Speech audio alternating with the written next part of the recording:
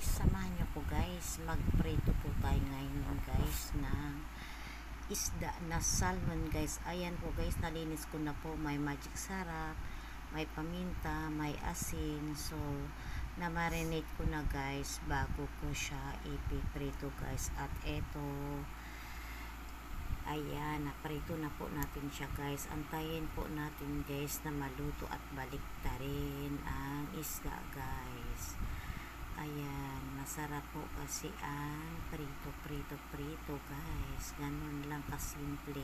Napakasimpleng luto guys. Wala pong hindi nakakaalam kung paano po magprito. Ginawa ko lang po itong content guys para meron po akong maipo sa aking Facebook page guys. Ayan, yan lang po ang buhay araw-araw. Takpan muna natin guys. Ayan, eto, nabaliktad ko na po siya guys.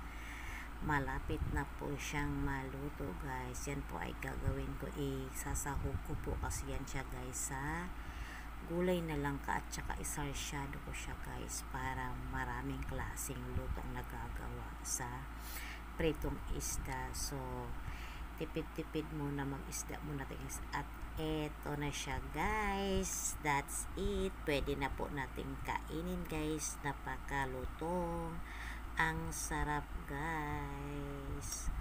Maraming salamat po guys sa